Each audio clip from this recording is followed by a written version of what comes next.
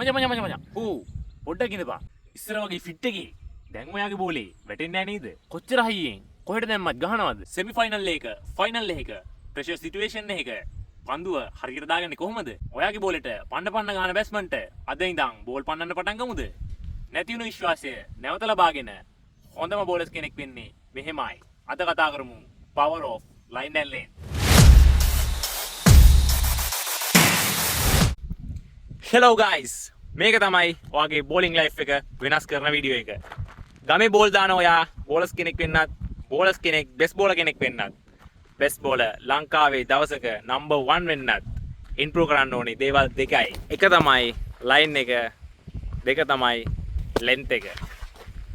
ඔයා කොච්චර වෙකින් බෝල් දැම්මත්, කොච්චර හොඳට පන්දුව දෝලනය කරත්, කොච්චර හොඳට පන්දුව දඟ කැව්වත් මේ කිසි දෙයක් නෙවෙයි එදා ඉඳන් අද දක්වා බීසුණු පන්දු යවන්නන් නිර්මාණය කළේ.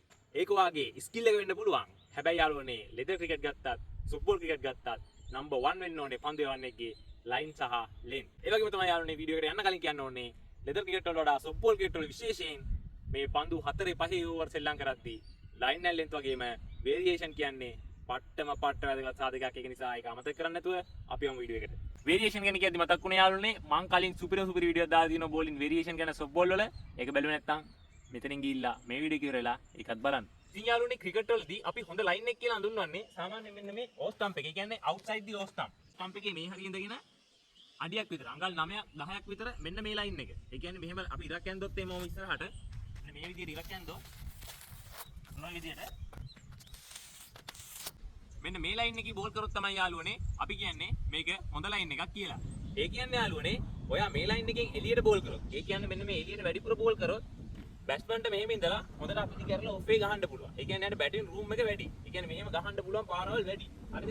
ඒ කියන්නේ සාමාන්‍යයෙන් මේකේ සිද්ධ වෙන්නේ බෝලේ වැටෙන ලෙන්ත් එකයි බෝලේ බවුන්ස් එකයි තීරණය කරගත්තොත් බැට්ස්මන්ට හොඳට අත දිග කරලා පාරවල් ගහන්න පුළුවන් මේ සයිඩ් එක. ඒ වගේම තමයි යාළුවනේ ඔයා විකට් ටු විකට් ලයින් කරොත්, ඒ කියන්නේ මේ බෝලේ ඌරු තුන කෙලින් කරොත්, ඒ කියන්නේ මෙන්න මේ ලයින් එක. මේ ලයින් එක කෙලින් ඔයා බෝල් කරොත් සොෆ්ට් බෝල් වලදී සාමාන්‍යයෙන් බැට්ස්මන්ලා ස්ටාන්ස් එක තියාගෙන ඉන්නේ මේ පැත්තට පාර ගහන්න. ඒ කියන්නේ සාමාන්‍යයෙන් මේ ටිකක් අරගෙන තමයි ඉන්නේ. ටක් ගාලා බෝලේ ඔතන වැදුනොත්. එහෙම නැත්නම් මෙතනට ආවොත් ඩ්‍රයිව් කරන්න ලේසි. ඒ වගේම තමයි ෂෝට් කරොත් එම ඒක මෙහෙම ඉඳලා ටක් ගාලා හරවන්න ලේසි. මේ ලයින් එකේදී යාළුවනේ අපිට විකට් එකක් ගන්න තියෙන එකම chance එක තමයි LBW. අපි සාමාන්‍යයෙන් සොෆ්ට් බෝල් වලදී ගොඩක් මේ LBW කියන එක සලකා බලන්නේ නැහැ. ඒක නිසා යාළුවනේ මේ ලයින් එකේ බෝල් කරත් ඔයාලට සාමාන්‍යයෙන් බැට්ස්මන් කෙනෙක්ව සෙටප් කරලා අවුට් කරගන්න අමාරුයි. මොකද අපි හැමෝම දන්නවා අපේ ඇඟ කිලින්ගෙන ඕනම දෙයකට අපි රියැක්ට් කරනවා ඉක්මනට. ඒක නිසා යාළුවනේ සාමාන්‍යයෙන් මේ ඇඟ කිලින්, ඒ කියන්නේ විකට් එක කවර් කරන ඉඳි මේ ඇඟ කිලින් එන බෝල් වලට අනිවාර්යෙන් බැට් එක යන්න තියෙන chance එක වැඩි. හැබැයි යාළුවනේ ඔයා රයිට් හෑන්ඩ් ලෙග් ස්පින් එක දානවා නම්, එහෙම නැත්නම් බෝලේ කටර්ස් බෝල් ඒවා යූස් කරනවා නම්, මම මේ දේවල් ඉස්සරහට කතා කරන්න මේ වේරියේෂන් කියන පාර්ට් එක මේකට අනිවාර්යෙන් වැදගත්. ඒ වගේ දේවල් යූස් කරනවා නම් ඔයාට මේ ලයින් එක හොඳ ලයින් එකක් වෙන්නත් පුළුවන්. ඒ ලයින් තුන ඇරුණාම යාළුවනේ අපේ අනිත් ලයින් එක තියෙන්නේ අපේ මේ ඇඟේ පිටිපස්ස පැත්ත. ඒ කියන්නේ සාමාන්‍යයෙන් විකට් කූරු තුනෙන් එළියට. ඒ කියන්නේ මෙන්න මේ ලෙග් ස්ටම්ප් එකේ ඉඳන් මෙන්න මේ පැත්තේ ලයින් එක තමයි ඉතුරු ලයින් එක. හරිද? රයිට් ආම් රවුන්ඩ් ද විකට් හරි, ලෙෆ්ට් හෑන්ඩ් ඕවර් ද විකට් හරි ඇවිල්ලා මේ ලයින් එකේ බෝල දාලා රයිට් හෑන්ඩ් කින් එළියට යවනවා. හරිද? ඒ කියන්නේ මේ ලයින් එකට දාලා බෝලේ මෙහෙට කපනවා. එහෙම නැත්නම් බෝලේ කෙලින් දානවා. මේ ලයින් එකේ බෝල් කරද්දී යාළුවනේ අවුට් කරගන්න තියෙන එකම chance එක තමයි බැට්ස්මන්ගේ උඩ පන්දු ලබා ගැනීම. සාමාන්‍යයෙන් ඇඟ හරහා එළියට යවන බෝල් වලට හරියට බැට් එක ටයිම් කරේ නැත්නම් එජ් වෙලා උඩ යන්න පුළුවන්. ඒර්නම යාළුවනේ මේ ලයින් එකේ දාන ගොඩක් බෝල් වලට බැට්ස්මන්ලා පුල් පහර, ඒ වගේම ෆ්ලික් පහර, ඒ වගේ එයාලගේ ෆේවරිට් ෂොට්ස්, එහෙම නැත්නම් එයාලා කැමති පැත්තෙන් බෝල් දාන එක තමයි ඔයා මේ ලයින් එකේ බෝල් දානවා කියලා කරන්නේ. ඉතින් යාළුවනේ අද අපි මේ කතා කරන අපේ හොඳ ලයින් එක. අද ලෙන්ත් එකේ දැම්මට පස්සේ යාළුවනේ බැට්ස්මන් කොහොමද අවුට්? මේක වැදිලා ඇතුළට එයිද? මේක වැදිලා එළියට යයිද? එහෙම නැත්නම් වැදිලා පාත් වෙයිද? වැදිලා ඉස්සෙයිද? ඔන්න ඔය ඩවුට් හතරම ඔළුවේ තියන් තමයි යාළුවනේ බැට්ස්මන් කෙනෙක් බැට් කරන්නේ. සාමාන්‍යයෙන් මෙහෙම ඉඳලා ගහන බැට්ස්මන් කෙනෙක්ට මෙතෙන්ට වැටෙන බෝල්ට එයා කපලා ගහනවා කියලා හිතාන් හිටියොත්, බැරි වෙලා හරි බෝලේ චුට්ටක් හරි එළියට ගියොත් ඒ මූවමන්ට් එකේදී බැට් එකේ මේ හරිය වැදිලා බෝලේ උඩ යන්න. මොකද අපි දන්නවා බැට් එකේ මේ මිට හරිය ඉඳන් මෙන්න මේ හරියට විතර බෝලේ වැදුනොත් සාමාන්‍යයෙන් කෙලින් මේ V එකට ගහන පාරකට බැට් එකේ ඉන පවර් එක මදි 6කට යන්න. ඒ වගේම තමයි යාළුවනේ මේ ලයින් එකේ වැටෙන බෝල් එකට යා සාමාන්‍යයෙන් කෙලින් බැට් කරන්න හිටියොත් බැරි වෙලා හරි බෝලේ කුට් ලෙන්ත් එකේ වැදිලා බෝලේ බවුන්ස් වුණොත් සාමාන්‍යයෙන් බැට් එකේ මේ හරියට විතර බෝලේ ආවොත් එම අනිවාර්යයෙන් මෙහෙම ගහන පාර වුණත් කෙලින් උඩ තමයි යන්නේ. ඒ විදිහට බැලුවම යාළුවනේ හරියට බැට්ස්මන් කෙනෙක් සෙටප් කරොත් අපිට මෙන්න මේ හොඳ ලයින් එකේ බෝල් කරලා බැට්ස්මන් කෙනෙක්ව අවුට් කරගන්න පුළුවන් ක්‍රම හතරක් තියෙනවා. එක්කෝ කෙලින් පන්දුව කඩුල්ලේ වැදීම, එහෙම නැත්නම් LB තියෙන මැච් එකක වගේ LBW කරලා, එහෙම නැත්නම් කැච් එකකින්, එහෙම නැත්නම් එජ් වෙලා ටිප් එකක් හරි, ඒ වගේ ක්‍රම තුලින් යාළුවනේ අපිට බැට්ස්මන් කෙනෙක් අවුට් කරගන්න පුළුවන්. හැබැයි මේක කරන්න එක බෝලෙන් දෙකෙන් බෑ. සාමාන්‍යයෙන් අපි මේ හොඳ ලයින් එකේ ඒ වගේම තමයි හොඳ ලෙන්ත් එකේ. හොඳට බෝල් කරලා බැට්ස්මන් කෙනෙක්ට ඩොට් බෝල් යවලා ඒ තුලින් ක්‍රියේට් වෙන ප්‍රෙෂර් එක තුලින් තමයි යාළුවනේ අපි බැට්ස්මන් කෙනෙක්ව වේරියේෂන් කරලා අවුට් කරගන්නේ.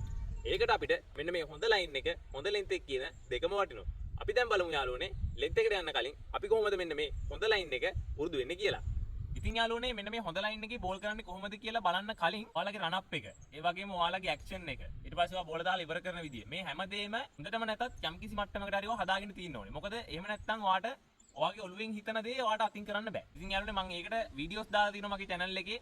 ඔයාලට මම මෙතන උඩින් කාඩ් වලින් දාන්නම් ඒවා. මේ වීඩියෝ එක බලලා ඒ දේවල් අනිවාර්යෙන් බලලා මේ දේවල් අනිවාර්යෙන් පටන් ගන්න. මොකද මේක හරියට දාන්න පුළුවන්. ඒ ටික හරියට හදාගත්තොත් තමයි. හරි. ඉතින් යාළුවනේ අපි මේ බෝලේ පුරුදු වෙන කාලේ මුලින්ම කරන්න ඕනේ වයිට් එකයි යෝ ස්ටම්ප් එකයි කෙලින් තියෙන දුර. මෙන්න මේ අතර පරතරෙන් බෝල 10ක් කෙලින් එවන්න පස්සේ. හරිද? ඊට පස්සේ ඔයා කරන්න ඕනේ දේ තමයි යාළුවනේ මේ වයිට් එකයි ස්ටම්ප් එකයි අතර තියෙන දුරෙන් භාගයක් අඩු කරනවා. හරිද? මේ පැත්තෙන් භාගයක් අඩු කරලා වයිට් එක මෙතනින් තියා ගන්නවා. ඔයාලට බැරි වෙලා හරි කලින් ලයින් එක දැන් අපි මෙහෙම තිබ්බට පස්සේ දාන්න බැයි නම් බෝල 10ක්. අඩුම තරමේ බෝල 7ක්වත් දාන්න බැයි නම් මේ ලයින් එකේ ඔයා අනිවාර්යෙන් මගේ ඇක්ෂන් රන් අප් ඒ වීඩියෝ බලන්න. බලලා ඒක හදාගෙන ඉන්න. හරි. ඊට පස්සේ යාළුවනේ ඔයාලට මේ ලයින් එකේ බෝල 10ක් දාන්න පුළුවන් කියන්නේ 10ක්ම වෙන්න ඕනේ නැහැ. 7ක් දැම්මත් ඇති මේ ලයින් එකේ. හරිද? මේකේ 7ක් දාන්න පුළුවන් කියන්නේ යාළුවනේ ඔයා කරන්න ඕනේ ප්‍රැක්ටිස් විතරයි. හරිද? ඔයාගේ ප්‍රැක්ටිස් එකෙන් ඔයාට පුළුවන් මෙන්න මේ හොඳ ලයින් එක. ඒ කියන්නේ මීට වඩා තව අඟල් 4යි 5යි මෙතන හදා ගන්න ඕනේ. හරිද? හොඳ ලයින් එකේ දාන්න ඔයාට වැඩි කාලයක් යන්නේ නැහැ. සාමාන්‍ය මාසයක් ඔය ප්‍රැක්ටිස් කරද්දී ඔයාට හොඳ බෝල් එකක් දාන්න පුළුවන්. ඉතින් යාළුවනේ සොෆ්ට්බෝල් ක්‍රිකට් වලදී අපි සාමාන්‍යයෙන් හොඳ ලෙන්ත් එකක් කියලා හඳුන්වන්නේ බැට්මන් ගේ ඉඳන් සාමාන්‍ය මීටර 3ක් 4ක් විතර ඉස්සරහා. එහෙම නැත්නම් යාළුවනේ මෙන්න මේ විකට් එක ළඟ ඉඳන් සාමාන්‍යයෙන් අඩි 1යි 2යි 3යි 4යි 5යි 6 7 ඔන්න ඔය 7 6 5 මෙන්න මේ කියන ලයින් දෙක අතර දැන් මේ හරිය වගේ සාමාන්‍යයෙන් මීටරයක් විතර වගේ ලයින් එක. ඔන්න මීටරයක් වගේ ලයින් එක තමයි අපි සාමාන්‍යයෙන් වුඩ් ලෙන්ත් එක කියලා හඳුන්වන්නේ. ඕකේ යාළුවනේ බැට්මන් බැට් කරන ස්ථානයේ සහ ඔයාගේ පන්දුවේ වේගය අනුව චුට්ටක් එඩ මෙහෙට වෙන්න පුළුවන්. බැට්මන් සාමාන්‍යයෙන් අපි හිතමු මේ හරිය ක්‍රීස් එක කියලා. මේ හරිය බැටිං ක්‍රීස් එක නම් සාමාන්‍ය මේ හරිය බැට් කරන අයත් ඉන්නවා.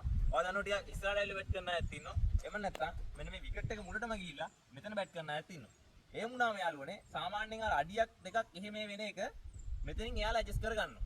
ඒක නිසා තමයි යාළුවනේ අපි කියන්නේ මෙන්න මේ ලෙන්ත් එක හොඳනම් පුරුදු වෙන්න ඕනේ. ඒ වගේම ලයින් එකටත් වඩා යාළුවනේ මෙන්න මේ ලෙන්ත් එක දාන එක තමයි ගොඩක්ම අමාරු. මොකද බැට්ස්මන් රීඩ් කරලා හරි ලෙන්ත් එකේ හරි ලයින් එකේ පන්දු යවනවා කියන එක අමාරු වැඩක්. හරිද? ඒකයි අපි මේක ගොඩක් පුරුදු වෙන්න ඕනේ. ගොඩක් පුරුදු වුණාම තමයි වාට පුළුවන් හොඳ ප්‍රතිඵල ලබා ගන්න. ඒ විදිහට යාළුවනේ අපි දැන් බලමු කොහොමද මෙන්න මේ ලෙන්ත් එක හරියට හදාගන්නේ කියලා. ඉතින් යාළුවනේ මේකෙදි අපිට ඕනේ කරනවා දැන් මට ගෙදරින් ගේන්න අමතක වුණා. ඒක තමයි සිරා සිද්ධිය. මේ මෙතන තියෙන පොඩි ලයින් එකක් ගහන්න පුළුවන්. අඩි එක වගේ අඩියක් කියන්නේ ඔයාලා හොඳ කොටු දෙයක් ගන්න. මේ වගේ අඩියක් වගේ තියෙන කොටු කෑලි දෙකකුයි මෙතන වෙලාවට තියෙනවා මේ පොඩි උන් සරුන් කරලා අරලා ඒකේ රැලි. දැන් මේකට වෙනුවට ඔයාලා ටිකක් මහත කඹයක් ගන්න. හරිද? මේ වගේ ලයින් එකක් අරගෙන එතන කෑල්ලක් තියෙනවා. මේ ටික ඇති බඩු. මේ ටික ඇති වැඩේට. මේකෙදි සුද්ධ අපි කරන්නේ මම අර කිව්වේ අඩි 7 ලයින් එක. අඩි 7 ලයින් එක හෝ 6 ලයින් එකේ ඔයාලා සාමාන්‍යයෙන් අඩියක් පොළොවට මේක වැස්සුවට පස්සේ අඩියක් හෝ එකමාරක් වගේ වෙන්න කෝටු කෑලි දෙකක් ඉඳ ගන්න ඒ ලයින් එක කෙලින්. හරිද? ඊට පස්සේ මේ වගේ ඔයාලා ලණුවක් ගන්න ටිකක් පේන ලොකු ලණුවක් ටිකක් මහත ලණුවක් අරගෙන හරිද? මෙන්න මේ විදියට 7 ලයින් එක මෙතන මේක ඇඳ ගන්නවා. මේ විදියට යාළුවනේ හොඳට ඇදලා මේක මම මේ නෝමල් එකේ දැන් ඔයාලට වැඩේ පෙන්වන්න විතර මේක කරගත්ත මේක අර හොඳට ඔහොම ඇදිලා තියෙන්න ගහගන්න. මේක අපි ගහන්නේ බෝලර්ස්ගේ පැත්තට ළඟ ලයින් එක. හරිද? ඒ කියන්නේ 7. මේ ඊට පස්සේ යාළුවනේ කරන්න ඕනේ මම ඔයාලට කිව්ව මෙන්න මේ ලයින් එක වයිට් එකයි ඕ ස්ටම්ප් එකයි කෙලින් ලයින් එකේ අන්න අතන යටින් බෝලේ වන්නයි ඕනේ. හරිද? අතනින් අපි බෝලේ දානවා. අන්න අතන යටින් ගහලා බෝලේ වන්නයි ඕනේ. මේ ලයින් එක කෙලින්. මම ඔයාලට අතනට ගිහලා බෝලයක් දාලා පෙන්නන්නම්. ඉතින් යාළුවනේ අන්න ඒ විදියට ඔයා පටන් ගන්න කාලේ ටිකක් උසට පටන් ගන්න. ඒක අවුලක් නෑ. හරිද? සාමාන්‍ය අඩි 1මාර 2 හරි කමන්නේ. ටිකක් උසට පටන් ගන්න. හරිද? හැමෝටම මේක ලේසි නෑනේ. ගොඩක් කට්ටිය හිතයි දැන් මේක ලයින් ඇන්ඩ් ලෙන්ත් කිව්වට පස්සේ මේක හයියෙන්ම දාන්න ඕනේ. හරිද? එහෙම නැත්නම් මේක කොහොමද දාගන්නේ? හරිද? ගොඩක් අය try කරන්නේ මේක හයියෙන් දාන්න. හයියෙන් දාන්න බෑ. හරිද? පුරුදු වෙන කාලේ මේක හයියෙන් දාන්න බෑ. ඔයා සාමාන්‍යයෙන් ඔයාගේ අත අපේ මසල් මෙමරි කියලා දෙයක් තියෙනවනේ අපේ ඇඟේ.